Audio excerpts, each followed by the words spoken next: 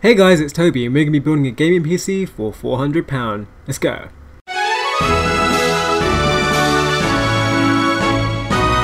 Alright, first off we have the AMD Athlon X4 860K. The 860K is a quad-core processor clocked at 3.7 GHz. Now this is a really nice processor recently released from AMD. It's clocked at 3.7 GHz and you can easily overclock it right out of the box to 4 GHz. And as well as this, it's also based on the socket FM2 architecture, which means that we are going to have a lot of upgradability in the future, as this is where AMD plans to move along. Also, when you're playing anything that's CPU intensive such as Metro Last Light or Arma 3, this processor is going to perform really well. Also, if you're doing anything like video editing or rendering, that kind of thing, this processor is okay. It's not one of the best, but it'll still get the job done. And for £57 you can't really go wrong. Moving on to the motherboard, we're going to be using an Asus A88XM-Plus. Now this is a really solid motherboard that gets the job done. It's got support for everything you'll expect, such as 4 USB 3.0 ports, 2 on the back panel, as well as support for 2 on the front panel via a header on the motherboard. We've also got support for up to 10 USB 2.0 ports. We've got 10 100 and 1000 Ethernet. We've got support for up to 8 SATA 3.0 connectors, which means we're going to get good data transfer rates between our hard drives and our SSDs if we plan on using them. 8-channel HD audio, which is pretty standard across every motherboard in this price range.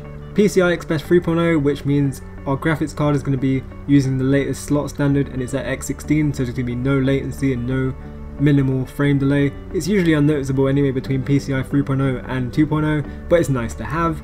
And as well as this motherboard also has support for up to 64 gigs of RAM, and coming onto the RAM we're going to be using 8 GB of G.Skill Ripjaws X. It's clocked at 2133 MHz, which is more than enough for our build. It's 2 sticks of 4 rather than 1 stick of 8, which allows for dual channel support on the motherboard, which is nice to have, but doesn't really make that much of a performance difference. And to put this plain and simply, it just gets the job done. Moving on to the graphics cards, we're going to be using a Gigabyte GTX 750 Ti. The GTX 750 Ti is a very capable graphics card. It's going to be great at playing any game that you throw it on high settings at least, if not ultra. Games like Battlefield 4, Metro Last Light, Skyrim, anything like that, you can play them at high settings without a problem at all. In fact, you can probably bump them up to ultra and still have no performance issues. Games like DayZ and Rust and all those other popular games are going to be capable of being played on ultra settings. Just be wary that when you're playing these games they're still in early access, so any performance issues you may encounter are most likely due to the fact that they're not optimized. You can also play Minecraft at 1080p 60 FPS without a problem at all on ultra settings. And you can also mod games like Skyrim, as I mentioned before, and Minecraft. You can throw in a lot of texture packs since this has 2 gigs of RAM, and you can also do a lot of other stuff with shaders in Minecraft. If you have any questions about what the GTX 750 Ti can actually play, please feel free to ask me in the comments. So an alternative to the GTX 750 Ti is the AMD R9 270X. The one we have here is from Sapphire, and in terms of performance, it's going to give you marginally better performance than the GTX 750 Ti. There are not many major differences between the two cards other than the fact that the R9 270X is just a little bit more powerful, which gives it the edge if you're going to be playing games that are very demanding on the graphics card. Now moving on to the storage, we're going to be using a 1TB Western Digital Caviar Blue. Now if you've seen my previous videos, you know that the 1TB Western Digital Caviar Blue is a staple across pretty much all of them.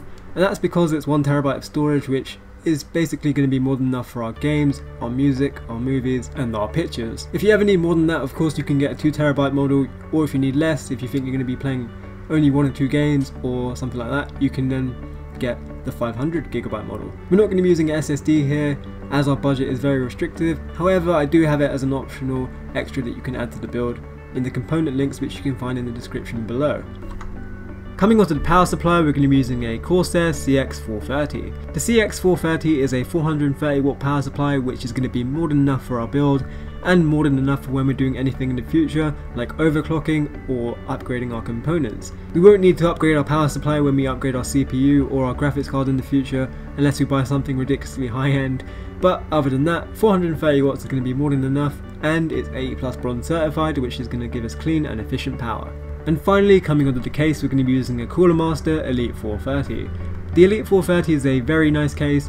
It's got everything we need for our build since it's ATX form factor, which means it's going to be able to house our motherboard and the rest of our components like our graphics card, CPU, hard drive, power supply without a problem at all. As well as this, it also has support for USB 3.0 on the front panel, which is very nice as our motherboard supports this, and it's also got a window on the side panel so we can see the glory of our build. Other than that, it's got good airflow from 2 LED fans and it's made of steel, so overall it's just a really nice case for our build. And if you want an alternative case, you can just check the product links which are in the description below. And yeah, that's it guys, thanks for listening. Leave us a like if you like this video, leave us some feedback down below in the comments. If you have any questions, feel free to ask them, as I respond to everyone as quickly as possible.